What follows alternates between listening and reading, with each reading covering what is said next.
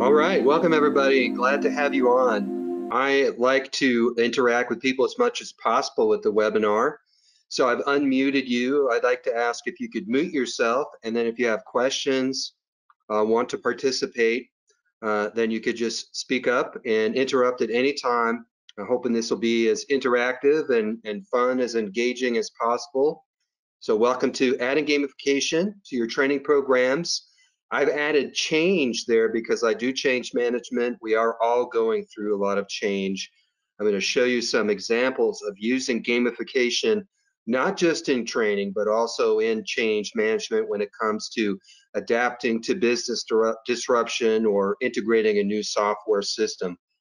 How's everybody doing today? Anybody want to say hello? Make sure our audio is working? All is well here. Thank you. I'm here. Hello. Hello, we're doing good, thank you. All right. So today we're going to talk, these are our learning objectives. We're going to talk about how to apply game thinking to existing and new technical training courses and change initiatives. We have 12 primary gamification elements. I've created an infographic. You will get all the slides and the infographic after the presentation, so don't worry, you can just sit back and relax and enjoy, and we're gonna be interactive. I've got some good activities for you during the webinar. We're gonna talk about tools and technology that you can use to gamify. I'm hoping you will leave today with some new skills. We're gonna differentiate between gamification and learning games. There is a difference. And we'll talk a little bit about how you can create a business case for investing in gamification.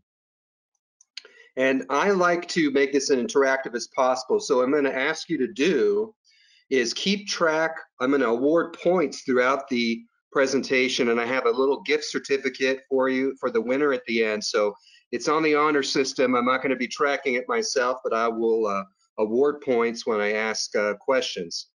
A little bit about me. These are some key words that topics I would describe myself as: a certified change manager. I've won some awards with gamification, been doing learning development and strategy for 15 years. Some of you know me locally in Atlanta, the top Atlanta training facilitator last year. Very honored to have that designation, and I do volunteer work with our local ATD chapter. But ultimately, the way that I describe what I do is moving people forward. Obviously going through a difficult time with everybody right now, but my goal is to move people and organizations forward, and these are some of the different things that I do to make that happen. And gamification can fall under one or more of these avenues, one or more of these disciplines, and I'm going to show you some examples of that. And of course, I have a class to promote. If you want to dive deep into foundations of learning gamification, you can talk to Greg at WebH Solutions, and I'll be teaching that class on the 25th, but you're going to get a preview of what we're going to cover there. So I'd like to start with some facts and myths about gamification, and then now you're on the clock, you're getting points. So who says that this is a fact or a myth? So we have gamification is important because enjoyable learning is effective learning. Who says myth and who says fact?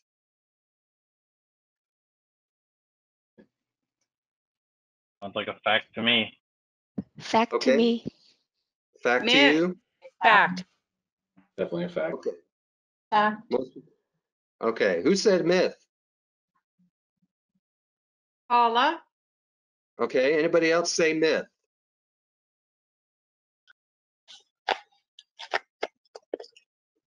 All right, we're going with facts. So this is a myth, actually.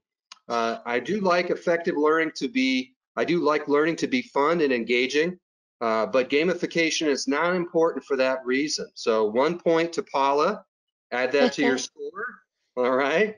So the reason is that gamification is important because it's modern simulation and on-the-job training. This is a discipline that's been used by the military for hundreds of years. This is an effective way in modern learning to create simulation with your audience. And on average, the workforce has been playing games between 12 and 15 years before they enter the workforce. And a lot of times they're subjected to classroom training that mirrors school when a lot of people didn't enjoy school.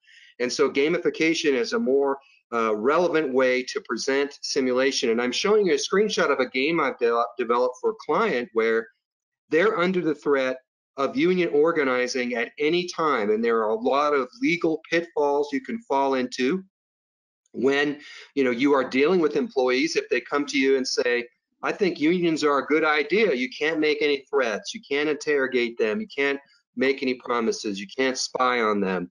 So this is an example of a game that creates a modern simulation for managers, and I would say it's probably not that fun for them because they're under the threat of this all the time. So this is an example where gamification isn't necessarily fun. How about one more fact or myth? Gamification is about awarding badges, points, and rewards. What do you say, fact or myth? Myth. You got a myth? Myth. I'll Myth? say myth as well. It's a fact. Fact. Fact. Also fact. Yeah, fact. Okay. Everybody that said myth, give yourself 1 point. You get 1 point. So the idea is that gamification a lot of times is mistaken that, hey, it's just about making a leaderboard or giving badges or points. That's one small technique in gamification. And if not done with a purpose and a design, a lot of times it falls flat and people don't really get as engaged as possible. So this is sort of a myth about gamification. I'm going to show you some examples of that.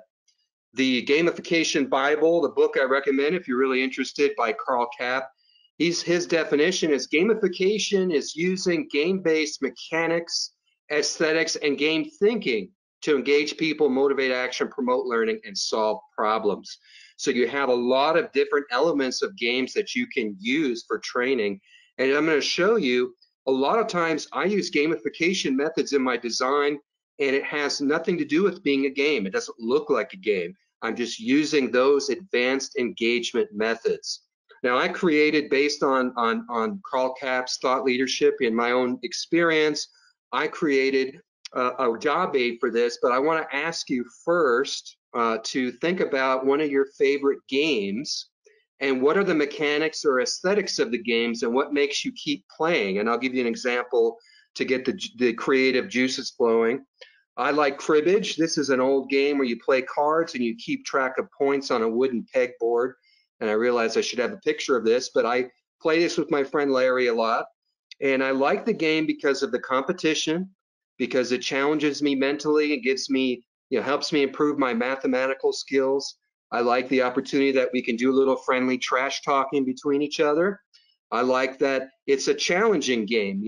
We're both at the same skill level, so each person takes turns winning games. Those are some of the mechanics, and I also like that there are game pieces. I can see my progress as I go through the game. So in thinking about my questions, what is a game that you like, and what is it that you like about the game? I'll chime in. I run a Dungeons and Dragons game weekly for mostly a bunch of women and a few men. And what I like about it is that it's collaborative. It's an open sandbox, so we can design anything we want as a group and tell a story together. So we're all working as a team. Although technically I'm the dungeon master, so I'm trying to kill their characters off. I'm running the monsters. And it ties in my art habit because I paint the miniatures we use to represent the game board. Okay. Thank you for that example. I like it. I'm currently quite into the latest Fallout game, Fallout 76. I like it because it's consistently challenging. It scales as you go, so you never become over or underpowered necessarily unless you go into an area that's designed to be that way. And I like it. What keeps me playing is the constant progression for my character and the influx of new content as well that keeps coming. That's great. How about another one? Well, I'll jump in. Backgammon is a game I enjoy playing, and actually, it's similar to some of the things you mentioned. Again, you can see progress. There's a lot of strategy involved. You certainly have the dice, which are they're something you can't control, but you can control your strategy, how you're blocking and moving. And again, you get to watch the progress as you're going, and occasional trash talking, and you can also drink a beer while you're you're playing it. But there's definite level of competition, which makes it fun. Right, yeah. Has anybody played a work game, like a learning gamification at work with a training course?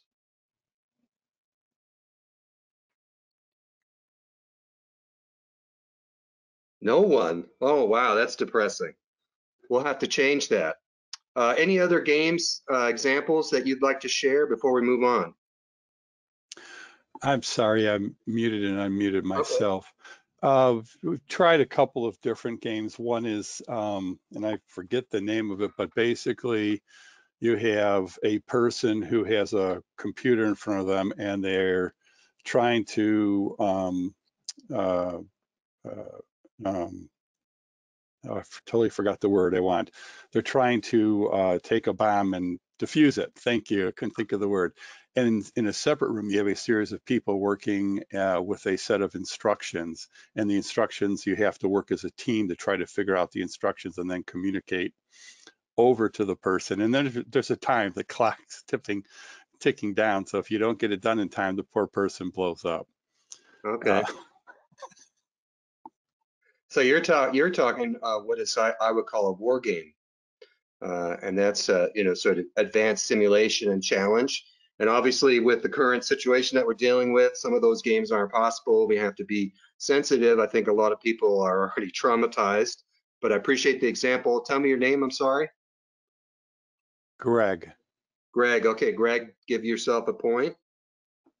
All right. Yay. Yay. So welcome to the Wheel of Gamification. This is an infographic that I created to identify what I think are the 12 key elements that you can use to gamify any learning or change management type experience.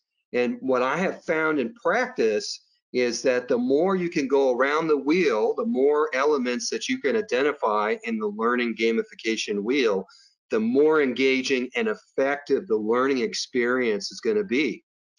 So for example, a lot of you have talked about stories with the Dungeons and Dragons, and you have the bomb diffusing, you have a time factor, you might have emotional appeal, there may be a goal or a penalty, you have teams and competition, people talked about challenge, game pieces. So these are all elements that you can apply to learning, and then the more you do this, the more it makes it effective and engaging. So when thinking about, take a minute to think about something, a training you've done, a little module, anything you've done, where could you apply the wheel of gamification? Where could you add some type of element? It doesn't have to be a game, it could just be one or more of these concepts. What's a simple example of a module you've trained that you think maybe you could have or seen or been in a part of that you could add some of these elements to?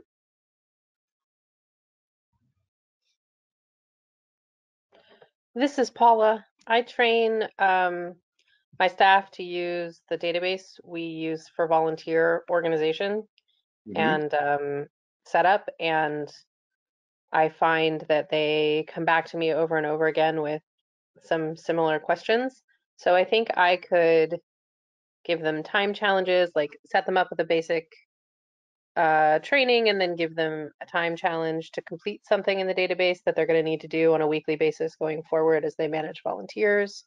Certainly, I can give them problems or challenges that are just a stretch beyond what they do, but need sort of a logical application to figure out the database, because their biggest hurdle when leaving my office is forgetting that they can click the help button and figure it out on their own rather than just emailing me and waiting a couple of days for me to be able to get back to them. So I think there's lots of different ways I could sort of incentivize their exploration of the database and therefore their ability to manipulate it further without me being right next to them.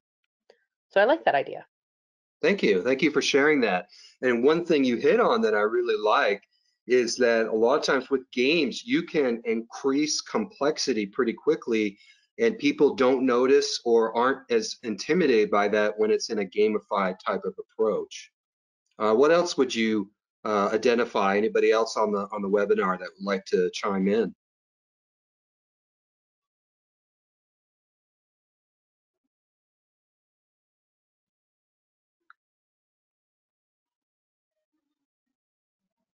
Okay, I'm sorry. What was your name that had shared about the example? Paula Allen. Ooh, Paula. Okay, Paula. Yeah, if you want to give yourself a point. Thank you. Anyone else want to take a pass at trying the wheel of gamification before we move on? Yeah, it's Greg here again. Sorry, I forgot I had myself muted. That's fine. Yeah, no, it's interesting. Looking at, I was thinking about a couple of colleagues and I about 2 years ago developed a game. We were trying to teach people how to use Scrum, which is a framework you use in Agile. We do Agile development and Agile training and coaching. And so I was just reading through here of the different components we had. We had cards, we had steps, there was basically 10 rounds. We had a board, you're teaching them techniques. So you have a Kanban board, which shows you moving whatever activity it is you're trying to accomplish across the board from, to do to complete, keeping track of the value you're getting. So I was just realizing we had actually hit a lot of the 12 items, including you're using the cards, and of course the cards would have penalties in them. Something like, hey, the new manager was just brought in and wants you to, do 5 different things. How do you handle that? And so it's very interactive. But it's really kind of interesting without, I guess, knowing what we were doing. We hit quite a few of these, so it's interesting. And I can see now, even just looking at this, there's some things we could apply, areas where the gaps that we have, where we could focus on that potentially, and see if that would add value to it.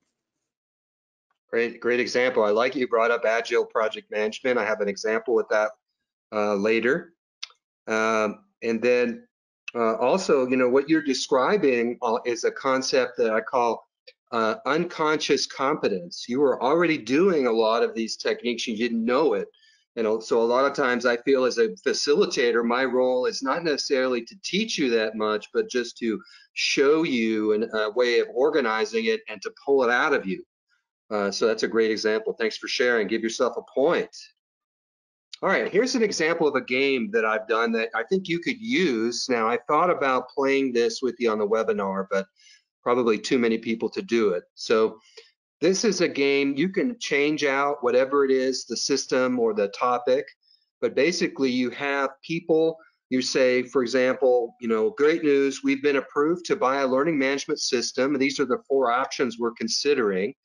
So now you're in a virtual setting. I've done this as well in person and virtual.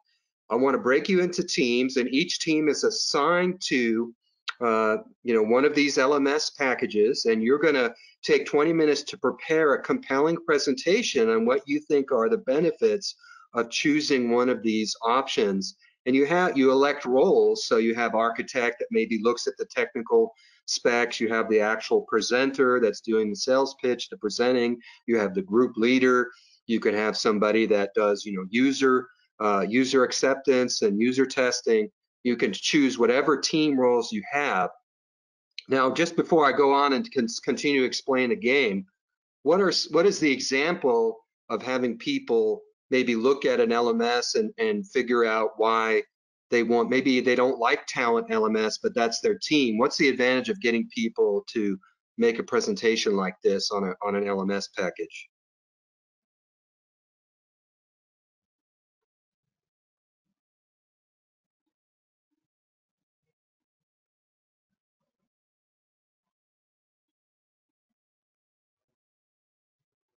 Okay, follow-up question. What might happen if you're on a team and you are presenting talent LMS, but you're in favor of Cornerstone LMS? What might happen if you're on the other team trying to present a business case for an LMS you don't like? I think You might people are end up changing your generally, mind. go ahead. I was just going to say you might end up changing your mind. You might end up changing your mind, right? Who was that? I'm sorry, that This is offered it? Paula. Alan, I was going to say sometimes Alan. people struggle to advocate for something they're not 100% behind. That's not necessarily a bad thing, but could cause some friction in the group. It could. A lot of times I've been in situations where you're trying to gain consensus, and when people have input on the decision, maybe it's the second best, but because everybody got input on the decision, they're happy with the one that was their second choice. So sometimes it can decrease friction. So when we play the game, the primary objective is to advocate for an LMS, but really this is what I call a hidden agenda game. As they're going through their presentation, a few minutes in, I start to mix things up. And I will say, okay, architects, we've had a business reorg. I need you to leave your teams right now, and you can't bring your work, and you have to go switch teams. So midstream, when they're trying to figure out this presentation, they're presented with that business chaos. What's a secondary skill? I'm a big fan of games that have a primary objective and secondary skills. If they're doing this remotely and they're trying, working on these presentations and they're having to switch teams, what's a byproduct of this game?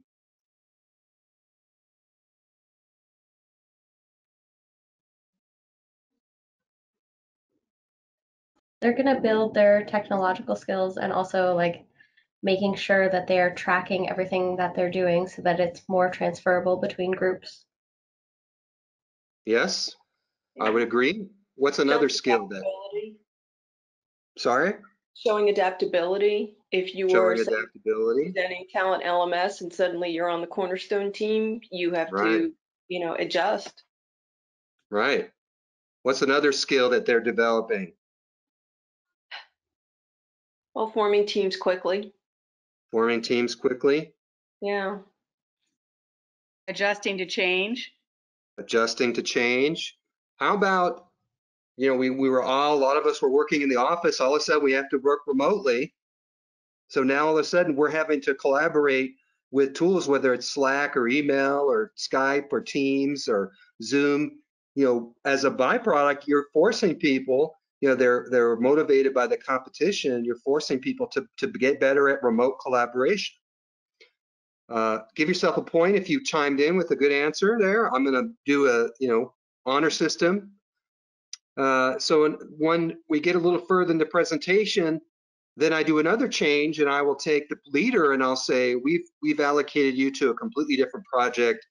You have to sit out the remainder of the game. You can't participate with your team. So now there's some more chaos. And then a few minutes before the presentation, I change the requirements and make it that they're limited on what they can present. I reduce the time they have to change what they're presenting. So when they get to this stage, they might be a little frustrated with me as an instructor, but what am I teaching them by creating this simulated effect of chaos? What life is like. Yeah, right. So this is a class I use a lot of times in courses on building resilience and embracing change. When we're all presented with that, and so this creates that awareness. Great facility, debrief questions can be like, how did you welcome new team members? How did you adapt to change? How did you adapt to taking over someone else's work? So these are, great. It's just I've done this exercise a lot, different mediums. It works really well, so I encourage you to try it. So gamified learning, and I have changed this to effective learning. Michael Allen Interactions, he's a pioneer in e-learning gamification. That's where I learned a lot of what I know. He has a framework of the 3 M's for, I call it effective learning and change. It's 3 M's. It's meaningful, it matters to me, there's a WIFM there. It's memorable, I remember it, it sticks, and it's motivating. And so his theory is that if you use these 3 M's in any type of learning, or you can do it in a, change messaging, that's going to make it stick. People are going to be more interested in doing it. And a great way to use the 3 M's is Joseph Campbell's Hero's Journey, and creating user stories like this, where there is there's an innocence, there's a challenge and a struggle that you have to overcome, and then you overcome the challenge and you grow as an individual or as a team. This is a common storytelling arc that's used in a lot of popular media. I'm thinking of a space drama where a young person has to go through a challenge and become mature and deal with family issues. Does anybody have an idea what that is? What I'm talking about? Star Wars. Yeah, Luke Skywalker. That's right. All right, give yourself a point. Whoever said first Star Wars. So Star Wars is a classic example of the hero's journey by Joseph Campbell. And I picked the images here of somebody working remotely or working behind their computer. We are all in the hero's journey right now. We're all going through this challenge, but hopefully when we get through it, we come out of it stronger. And that's that's the hero's journey. As we come back stronger, we become back a hero. We're all heroes in getting through this difficult time, and that's why I use that example. So it doesn't have to be this epic when you're doing your gamification. I'll show you an example. So how many of you don't like doing reports or feel stressed out by doing analytics? This is an example where we created a game where we were teaching them a workforce management software platform on mobile devices. And we created these user stories and assigned people to teams and said, okay, Lila's a supervisor, getting metrics on her employees stresses her out, so you're going to help her. And then we create this gamified environment where we show them very briefly, here's how the UI works in the workforce management tool. Now here's a scavenger hunt. I want you to dive into the tool and find this information under a time limit so that you can help Lila put together her report. The great thing about this is that you don't have to train them on the entire software. The sense of challenge and competition will get them to learn it in the activity. And that's a lot of times how gamification works. When you think about you're playing a game, you're not given all the information up front. You have to learn through doing. And that's the beauty of Michael Allen's model, and it's how I structure almost all of my training events and courses is using this method. So they gather the information in the class activity, they're practicing, and then you can show a successful journey here with my manager. She's like, wow, I can get all the analytics I need, at the tap of a finger. It's so easy. And so I'm also appealing to their own resistance to trying this new software and automation and showing them how easy it is and showing them how they can use it in their work. And the other benefit here is that we train them how to use the software in 4 hours. So this gamified method not only creates engagement and memory, but it does it in less time. And that's one of the benefits. So CCAF is that framework that I'm talking about that Michael Allen developed. And I've adapted it to use it in any type of training activity, whether it's instructor-led or e-learning. And the basic idea is that you give somebody a context. Here's why it matters. Here's why it's important to you. This is why you should care. Here's the challenge, the problem that we need to solve, the business problem, which could be we need to find analytics or we need to adapt to change. Here's the activity. I'm going to throw you right into the pit without giving you all the information. Here's the activity to solve the problem. And then you get feedback during and after, and that is the way you learn. So it's okay to fail. It's a safe environment. It's okay to make mistakes. And so the method works really effectively by giving that information during and after, and you learn through the feedback. So I literally will work with instructors and coaching them and training programs and flipping the script. They'll take all this content that they were front loading with people and giving it to them, 30 or 40 minutes. They can't remember all that. The human brain can only remember 3 to 5 small chunks of information. Then you forget it. But if you throw them into the pit quicker, if you throw them into the challenge and the activity, then it's more memorable. It goes into long-term memory, which is like pulling boxes out of a warehouse. You know exactly where it is. You can access it in long-term memory, which is infinite. And that's the benefit of using this approach. And if we take a class together, I will dive into this with you and I'll teach you how to structure your activities, new or existing, using the CCAF. Let's look at another example of CCAF. So we'll work with some business leaders a few years ago, and when Moneyball was a popular movie, and we're really looking at how do we rethink talent, how do we address our turnover issues, how do we address engagement, how do we hire people that we can cross-train and develop capability across the organization.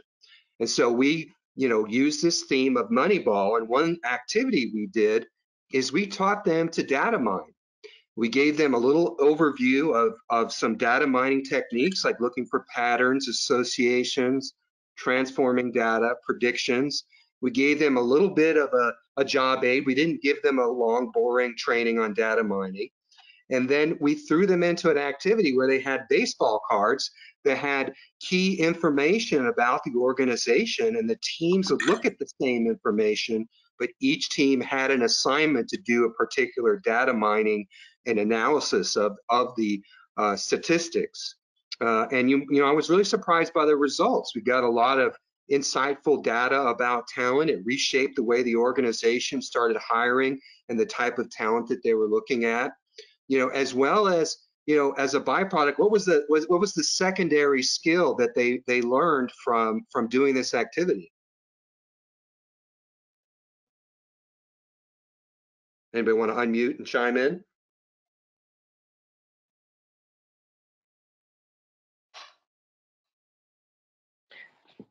I would say making decisions from the data. Okay, so say that again. Making decisions by weighing the data. Okay, making decisions, yeah. I was going to say data-driven decision making, which is a challenge. A lot of people think they do that, but they really don't do a good job on the data piece of it. And so the decisions they made tend to be flawed. And so demonstrating to them what real data-driven decision making is like would be, I think, something you'd learn from this. Yeah, great. And obviously we're teaching them a little bit about data mining. So they gain this skill. And a lot of times if you tell people how difficult this is, then they automatically get that block in their brain that, oh, I can't do it. But when you put in a team competition like this and you act like it's no big deal and you say, hey, just try this data mining technique, I may not even call it data mining, you'll be surprised at how people perform, and you can get a lot of great insights and teach people an advanced skill in less time. Let's look at another example here. So these are, of course, I have my 3 M's for gamification design, and mine are model, multiply, and modify. So, as an instructor, I want to model the behavior. So I'm talking to you about gamified training design. I'm modeling it for you. I'm throwing you into the challenge. I'm giving you interactive examples. I'm showing you, how it's done. I'm not just lecturing at you. I'm involving you. Anything you can do to model the desired behavior in the training, like in the user stories and talking about what the manager is doing. If that's a behavior that you want the manager to do, using that modeling in the user stories is highly effective. Another thing I talk about, and I've hit on this many times in the presentation so far, multiply skills. Gamification, the methodology enables you to teach more skills than traditional learning. And that's really the beauty of it, is that you can create primary skills and secondary skills as well. And then modify. I'm a fan of making something you can reuse over and over and over. Why make it once and not be able to use it for anything else? So I like to make games that I call the gift that keeps on giving. You can keep using it with different audiences and for different uses. I'm going to show you an example. Now, before I move on, I want to make a differentiator here, gamification versus game-based learning or learning games. They're often used interchangeably, but they are different. And it's basically, it's like a game. You're using gamification elements to increase engagement, retention, solve business problems, and it is an actual self-contained game that solves the same purpose. And I have the GPS marker here because if you're just getting into gamification or game-based learning, gamification is the place to start. That's the basics where you can start to use these advanced engagement methods in your training, and then eventually you'll get to that level where you can start looking at it as a game. And so, over time, I've done this enough and learned this methodology. Every time I look at any type of business problem, any type of training or change opportunity that I'm working on, or an OD, HR, anything, I always look as, could I gamify this? And I find that over time, it has gotten easier for me to visualize the games pretty quickly. So here's an example of a game I created called a communication game. Now, originally, this game, this is a classic card shuffle game. You give participants a card with some information on it, and then you have them shuffle and put it on the board and picking different categories. Now, the object of the game is really not to get the right answer. It's that when you create these scenarios, these situations, it gets people to discuss and challenge and debate with each other, and that's the byproduct of the game that you're looking for. So in the original design, I was training leaders how to communicate effectively, and I would give them different subject matters, like you need to give an employee constructive feedback. What mode of communication would you choose? And then how would you say it? Well, how would you phrase it? And the teams would go through and discuss how they'd like to receive that type of communication, what mode they would choose. And then I flipped the script on them, and then in the second round, I had them, now you're doing this as a manager, how would you like to receive?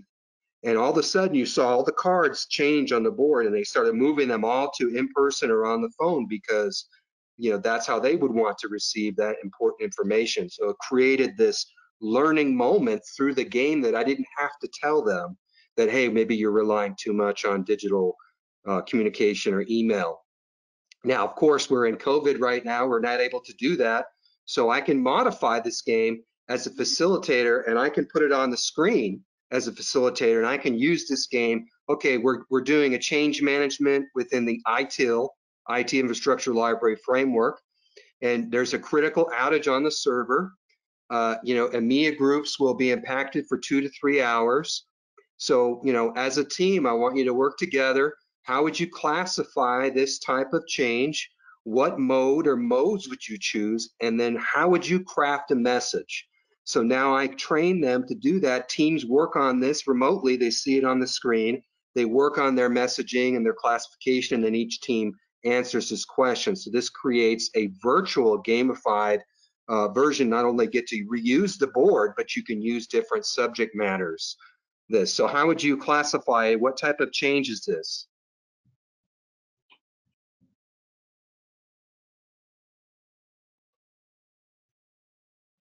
Major. You say a major, anybody else? I think it's an emergency. Emergency, all right. Give yourself a point, is an emergency change. So what mode would you like to use for, thinking about somebody that's getting this message? What mode would you use to communicate this, or modes? It could be an announcement. Could be an announcement. Probably have to go to the telephone. You can't exactly email them if there's a mail server outage anyway. Right. Good point. Great. Give yourself a point. So now I'm going to show you a little magic, a little Adobe Illustrator magic. Watch carefully. Does that design look familiar?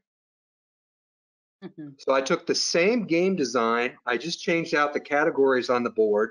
I changed the title.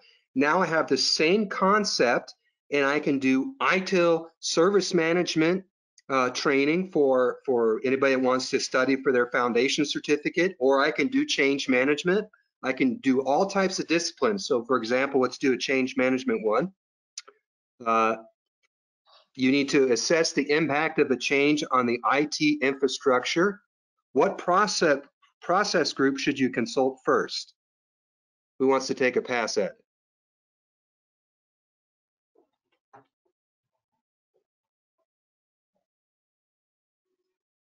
IT continuity management. We have IT continuity management. Any other guesses or answers? I don't know if we have any ITIL certified people on the call. I took a pass at that. Is problem management change management? I have nothing to do with ITIL, but I don't know if problem management is the same thing as what you're coming into to do as a change manager. I'm not going to answer that because it'll give away another answer to a question. Is that your guess, problem management, or you want to try something? Would it be a configuration? That's right. It's configuration and asset management. So who said that? That was Elaine. Sorry? Elaine. Okay, thank you. Give yourself a point. All right. So now we can show another card. Let's do one more. What ITIL service management process helps ensure decision support for changes?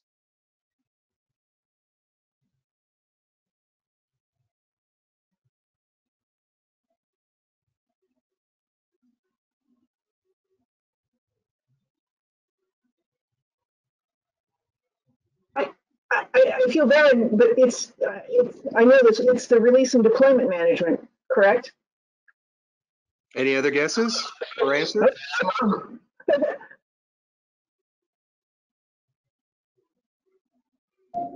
Portfolio management. Did you say portfolio? Okay. Any other tries? Problem management. Problem management. So the answer is knowledge management. So there's an example of using the game to practice how change management works with the different ITIL processes. Now I can change the vein of change the direction of the game, and I can do, hey, let's work on learning the different ITIL service management process groups, regardless of change. So what process group maintains information about issues that exist in the environment, including workarounds and resolutions? That was said earlier. What's the answer? Problem management. Yeah, give yourself a point. Problem management. All right. Facts and myths. Gamification, it's just for training. Myth? Who says fact? Who says Myth? Myth. Myth. Myth. All right. The first person who said myth, give yourself a point. It is a myth. Let's look at some other examples. So here's a change management application with gamification. We're rolling out a new system. We have some people that are loyal to the legacy system. They don't want to embrace the new intuitive cloud solution. We can actually print a puzzle piece with a marketing company and send this to them. And they visually go through and place the colored pieces on top of the puzzle, and it demonstrates them in a meaningful, memorable, and motivating way to see how, wow, if I embrace this new system, this is going to, improve the way that I do business. It's going to enhance collaboration, provide complete sales all in one. So this is a way of using gamification when you roll out a new system. Let's look at another example. So a lot of companies are going through transformation right now, digital disruption, across the globe. And one example here is this is the transformation ICEBERG from CXO Transform. This is from my certification on digital transformation, Rob Llewellyn's concept. And you can do this in a remote or in-present facilitative manner with business leaders and asking them, what are you doing above the water at the top of the iceberg, to promote your brand, to market, to make sales? And then what are you doing below the iceberg? These are the things you have to do to be prepared to transform the business, whether it's automating in the workplace, cross-training knowledge workers, identifying new products and services, gaining transformation management capability. So when you work with leaders, you can create this, you can use this activity to create a SWOT analysis, essentially, to do transformation mapping for the future of the business using this concept. It's a much less imposing way of gathering this information than coming in as a consultant and just diagnosing the organization and coming and saying, hey, you don't do innovation well, you're not training your knowledge workers. You're going to get a lot of resistance to that. But if you create this gamified facilitation experience, you can have everybody under the same spirit of the activity, coming out with these these elements about the business that needs to transform. Leaderboarding is a great way to drive systems adoption, to drive training success. You roll out a new training, you can show reporting on not individuals but departments, how many training hours they've completed or who's signed on to the new system. And what this does, it creates engagement. A department head says, hey, wait a minute, Department 4, only 6 hours per employee. Well, I'm going to send out an email, hey, I need you guys to log in and complete your training. So this is another way that leaderboarding through gamification can increase learning engagement just by using a reporting tool. All right, another myth. Gamification is super expensive and complicated and hard to do. Myth. Myth. Myth. Myth. Anybody else disagree with it being a myth? Okay, the answer is sometimes. Sometimes it is expensive and complicated and hard to do. It doesn't always have to be, but I will show you an example. We worked with, when I worked at Manhattan Associates, worked on a pretty complex supply chain system integration. And we were doing process changes throughout the warehouse, changing work groups in a way that they were functioning in the warehouse. We were integrating a new warehouse management system. Now, this is a lot of change to go through in preparation for peak season. Now, this is, back in the day, in the old days when we could do training in person. And, a lot of people have like a tropical picture as their screensaver. I have these types of pictures as a screensaver, hoping that, eventually we'll be able to get back to this. This is a gamified experience. This is a 12-foot long board game that I designed where you have 10 to 12 players all representing different parts of the warehouse, answering questions to learn the system, seeing the new process change layout in the warehouse. This is another example of it. There's, elements of challenge in the game. They have to work using Legos and moving the Legos through the supply chain. They have different questions.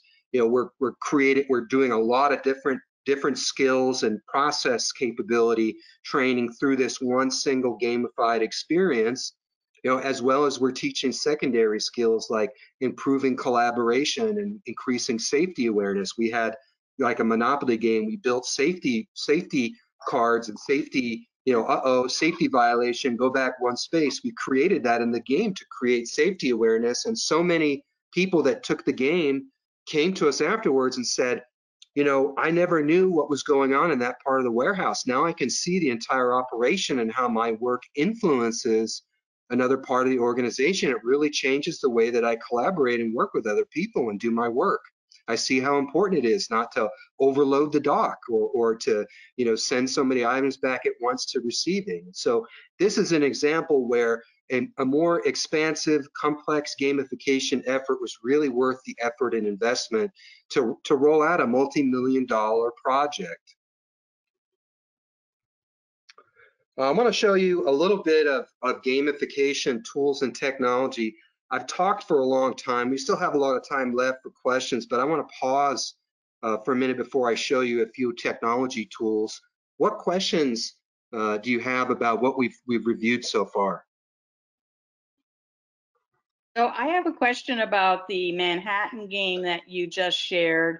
As far as participants in this learning, curious to know, because you talked about the various, aspects of learning that they were able to garner from it. And one thing that stood out for me is where a manager said, I didn't know that was going on in that part of the plant. So was this training for skip level employees? Was it just for management, or did you have, representation from the front lines, from technology? Yeah. Yeah, thank you. You get into a project like that, you don't think about all the different details and nuts and bolts and process. That, we had representation from every level of the organization. So we work with the client in storyboarding out that game, working with butcher paper and construction paper, interviewing frontline employees, leaders at all levels of the organization. So it's truly a collaborative project with everybody represented, and the entire warehouse had to use that, had to play the game, learn the game, participate, and they actually used it as a future onboarding tool as well for new employees. That's a great question. It's a great tool. Thank you. What other questions do you have before we go forward? It's Greg here. Going back to the 12 options that you would try, you try to get as many of those as you possibly can. When you're trying to put together a game, how are you using it? Are you kind of looking at going, okay, can I do each of these things, or do you try to put a game together a little bit and say, okay, kind of check the ones you have, and then think, okay, which ones I don't have, can I add something to it? How are you using the tool as you're developing that game? That's a good question. Earlier when we were talking, you talked about that Agile experience, and you said, wow, I can see that we used all these different elements. So a lot of times I use it as a benchmarking tool, a measurement tool. I can say, okay, I'm hitting all, 8 of the 12, so I know that I'm hitting a lot of interaction. I also use it as a planning tool when I'm designing, what type of things could I do to, what could be a goal of this training session? What could be a reward that I could offer that would be meaningful to them, to the employees? What's a challenge what's a business challenge? A lot of times when I design training programs, the first thing I start with is challenge. Identifying the key 3 to 4 business challenges that we want to address in the training and designing the course around that. Start with the challenges, and then everything else kind of fills in around the edges. So that's a great question. I use it as a needs analysis tool, as all of the above. I think even as an instructor on the fly, one thing that gaining competency in the gamification methods is that as an instructor, if things aren't hitting the mark, people aren't engaged, then what you can do is look at this as a memory jog and say, okay, I'm gonna throw out this time-based activity or points or something just to spice things up. So I use it from that perspective as well. Great question. So, go on. Yeah, go ahead. So a question I have is about, taking the gamification experience online because of COVID and the reality that we could be working remotely for a while. As a trainer, and I've done some training myself, you can get so many cues through observation of the classroom participants, and especially when you were talking about throwing in elements as you were going through it that sometimes maybe made them uncomfortable, and you even thought sometimes they weren't pleased with you as an instructor, but to put them in that mode of needing to change gears and learn on the fly. If you're doing this online, how are you going to gauge the temperature of the classroom? That's a good question. Yeah, that's definitely a challenge. As an instructor, I read body language a lot, and it's challenging to get a sense of what the temperature is. Obviously with remote tools, we can do video and engage with participants in that way. I try to collect as much survey data as I can, with experiences, as well as I just sometimes do a plus delta at the end of an activity And a plus delta is, hey guys, this is different, for a remote situation. What did you like? What was the plus about the activity? What could we change? What's the delta? What's the plus? What's the delta? And taking that feedback right on the fly a lot of times can help. And setting up the activity is, hey, this is a safe place to make mistakes. This is an activity to challenge, so it's not going to be easy, but you're not being graded. There's not, this is just for the purpose of learning. So setting up like I've done with you and talk through what I'm doing with gamification and not just throwing them into it, talking to them about the methodology, preparing them for what they're going to be getting in the course, how it's going to be different. Most often I've had very positive reception, and you can often tell how often people are participating when you stop and ask for input. That's usually a gauge often of how well it's going. Great question. So let's dive into a little bit of some technology tools that you can use in a remote setting. So this is a tool through Poe Anywhere is an example. They're offering a 90-day free trial for people. I'm not going to send this quiz out, but I'm going to show you. And then we talked about Agile project management. Not only does it do polls, but they do competitions. So you can send out a link to a poll and you can say, okay, it's time for the Agile project management quiz. And this is a great break to do in the middle of your training. And you get points per answer. So what is described as the lightweight process framework for Agile development? All right, and then you show them, and they can take this individually on their computer, or I can call out the answer. So who knows the answer to this question? I'm thinking maybe Greg does. Sir. Oh, here we are. I'm unmuted now. I'm going to guess Scrum. Scrum. And Scrum is the right answer.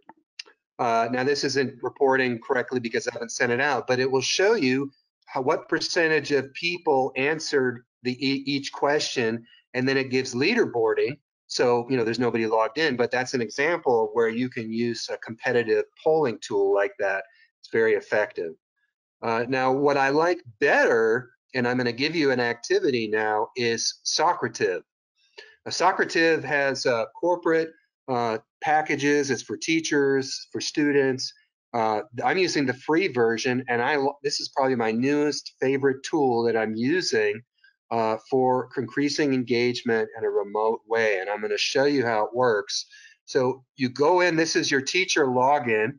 You go to quizzes, and you can actually, let me just sign in again. You can create your own quizzes. So I've created some quizzes on the back end here, okay? And so you can see that, it allows me to put the answer in, and I can put feedback for all of the different answers, okay?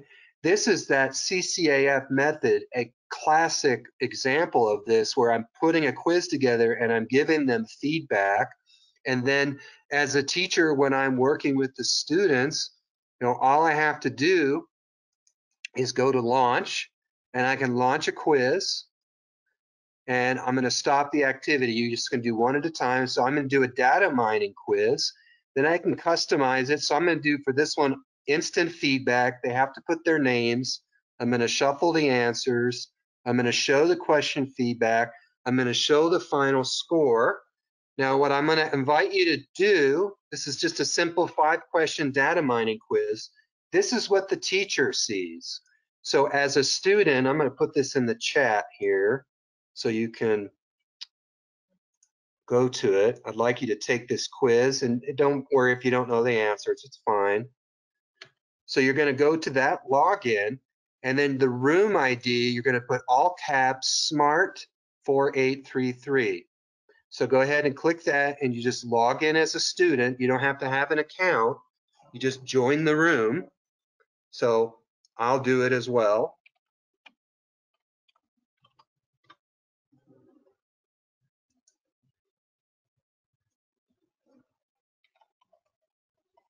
Shout out for Socrative that in the name field, when you had the option to put in your name, the first thing it said was Donna Noble.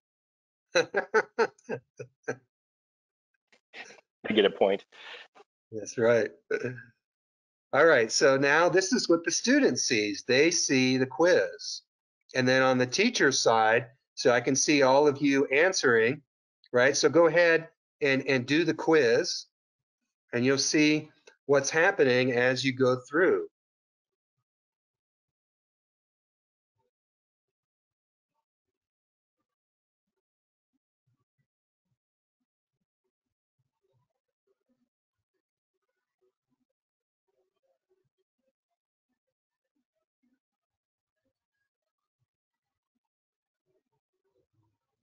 So the answers are shuffled, so you can see that it's changing. People are answering the questions at different times.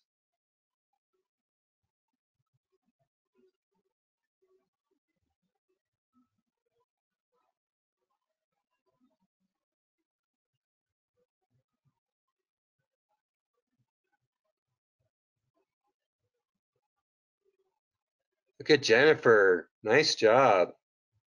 4 out of 5. I know somebody knows data mining.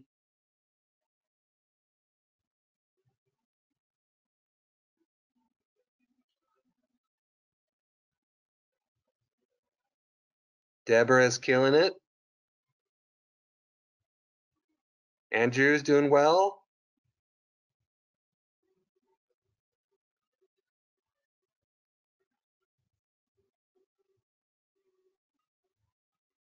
%. Some of us know nothing about data mining and it shows. That's me.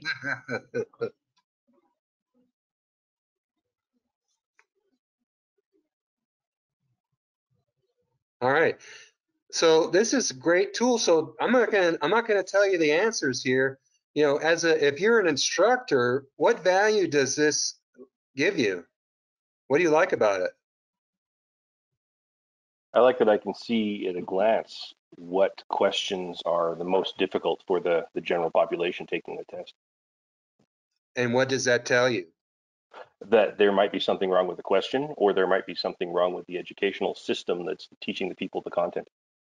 All right, so you say, okay, well, I look here and I see, all right, well, a lot of people missed question 3, so maybe I need to do more training there. What other uses or observations do you have about this? If you were watching it in real time as they answered, you could see how long it takes people to puzzle out the question.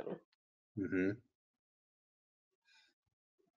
Yeah. Yeah, I think it really demonstrates the readiness of the overall group and helps you sort of adjust, your approach, so that, you can, try to, garner more learning from everyone. Maybe spend more time on some things or engage, them to help each other. Yes, give yourself points. 3, the people have answered so far. Someone else want to chime in? Yeah, and I think it's interesting to look at, since you're seeing the answers people are giving, especially the incorrect, incorrect answers. How is there a cluster of incorrect answers? Or is it just kind of all over the board? You get the sense of, okay, maybe there is something it's not just that people don't necessarily understand the question, but you're also maybe being directed towards where, oh, this is kind of what their understanding this is. So you can refocus the way you're approaching it as far as trying to say, okay, to adjust the way you're presenting it, so that maybe it's just trying to flip it from, the other side, that more trying to analyze the wrong answers. Yeah. Give yourself a point. Now, who's familiar with Kirkpatrick levels of measurement? I think a few of you might be. What level of measurement does this provide? Anybody want to take a guess?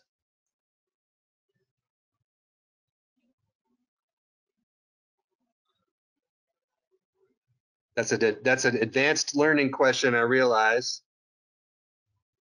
So the level 2 evaluation is knowledge. Sorry, go ahead. I heard an answer. Someone chime in. Yeah, try level 2. That's right.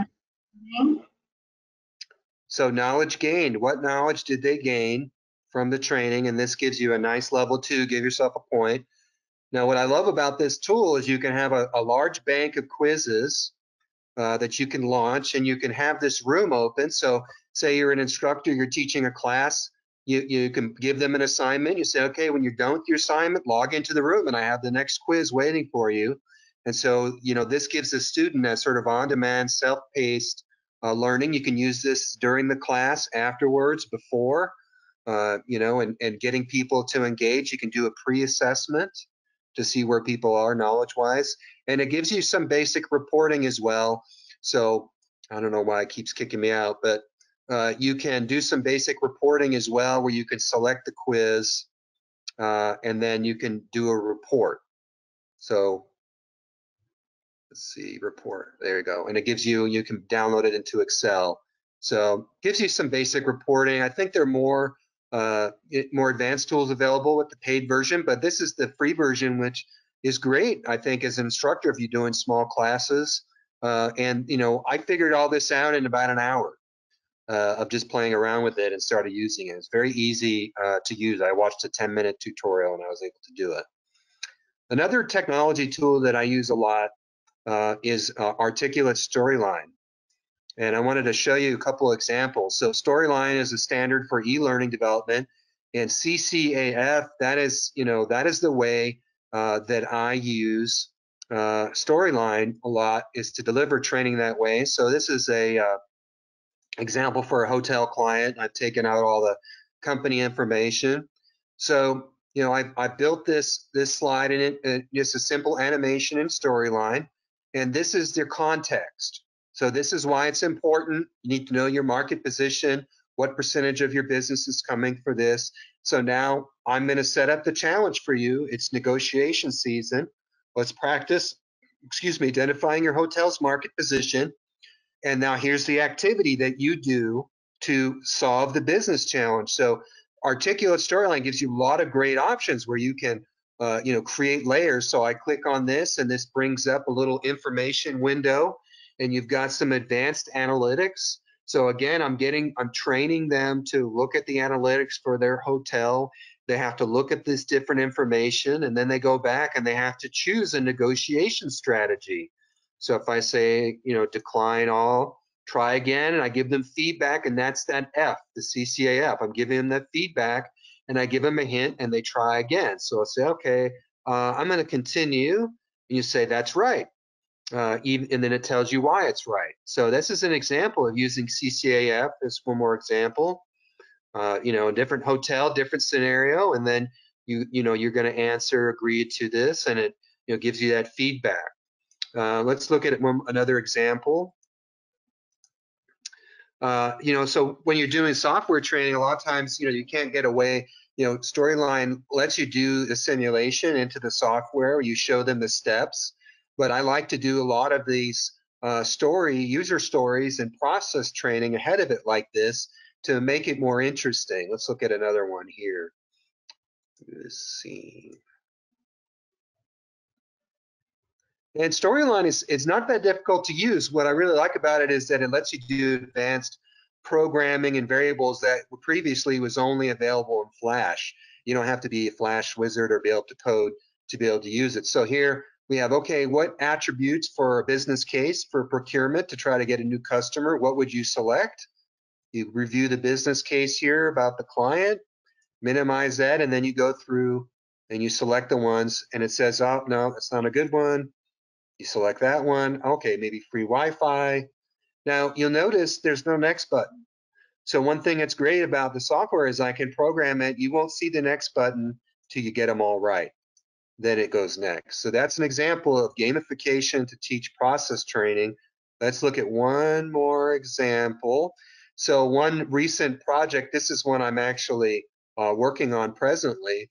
This company does HVAC engineering calculations. they wanted a way to make this more interesting rather than having slide after slide of equations. So this is a screenshot of some work I'm doing with them. We took these these equations and created these graphics, and there's a layer built in so they can actually click on every element of the equation to review it, and then it goes into a quiz question to get them to practice using the equation. So we saved there were 5 slides in a row of different equations. We were able to condense that into a single slide. It makes it more engaging. Now I saved the best for last. This is a project collaboration I did with Allen Interactions. This is your lightning round, your opportunity to get some points. This is a game that's very relevant for right now, teaching consultants how to choose modes of transportation. So when you are shipping a product, you have to choose the proper mode. You have ocean, which is cheap but takes forever. You have parcel, which is very fast, like UPS, but it's expensive. Air freight, which is the fastest but even more expensive. Truckload, which is a medium expense but does take a couple days. And you have rail. And so as the shipments come out of the tube, they have to look at where it's going, where it's coming from, origin, where it's going, what's the volume, how big it is, what's the urgency, how urgent it is, and what's the value.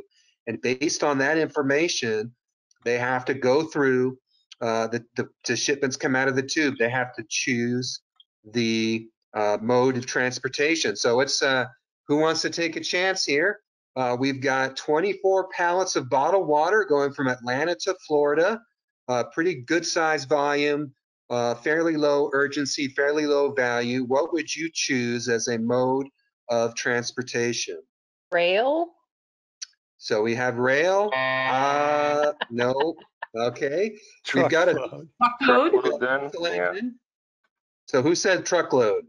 Truckload, Nina. Okay. Oh.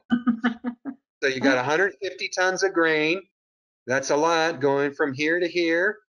How would you send it? A rail. Yay, give yourself a point. All right, we've got a trick one here. 100 pounds of concrete. You notice it's going from Detroit to Buffalo. Boop, boop, boop.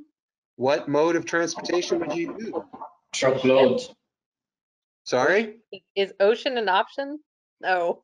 On a lake? Yeah, give yourself a point. All right. Okay, you've got a business contract, super urgent. How do you send it? Air. Air. Air, yeah. All right, give yourself a point. Okay, you've got 150 longhorn cattle. This one should be pretty easy. Rail. There you go. Give yourself a point. Okay, one more. We got 16 pallets of dog food. Parcel. Truckload. One more try. Truckload. Yeah. One mobile phone, truckload. Oh, it's a different product. Parcel or air? All right, give yourself a point. One more. Rail. Rail.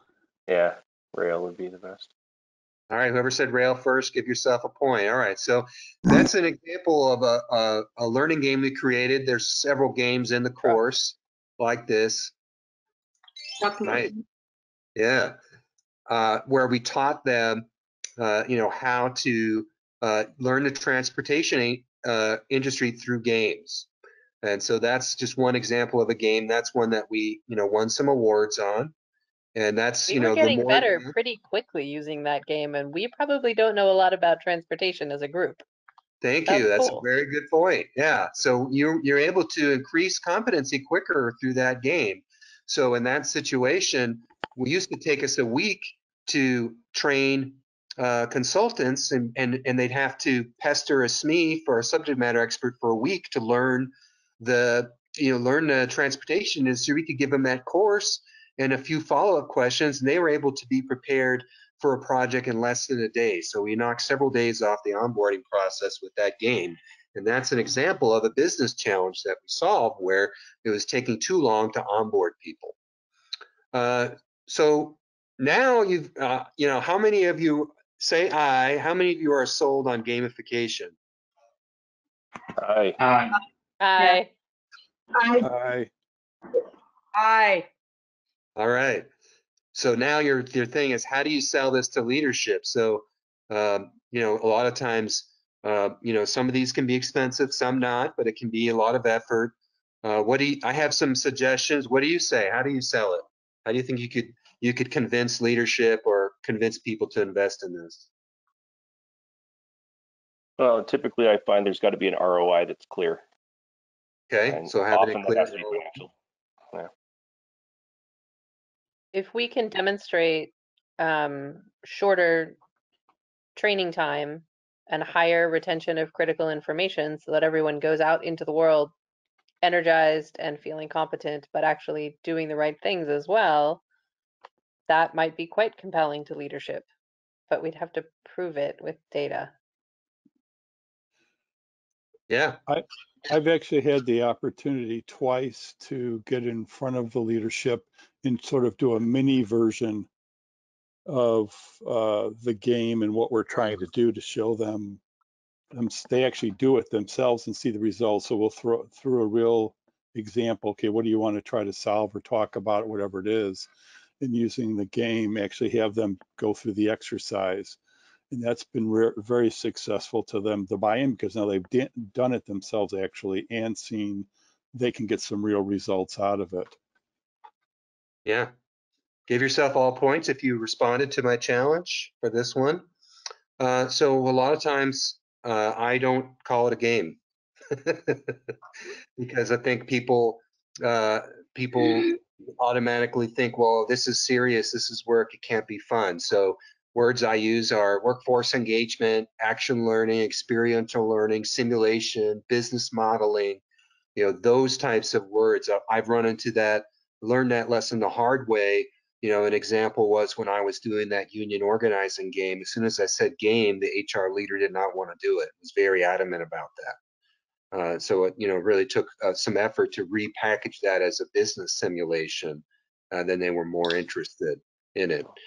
You know, the three key things that I say is it solves problems, it saves time, which is money, and it sticks. And those are the key selling points that I usually bring across when I'm trying to sell this. So that's my presentation for today. Again, if you're interested in learning further with me on June 25th, I'll be teaching a full day class, Foundations of Learning Gamification, and we're going to dive into a lot of these things that we talked about, and I'll train you on how to start using it yourself.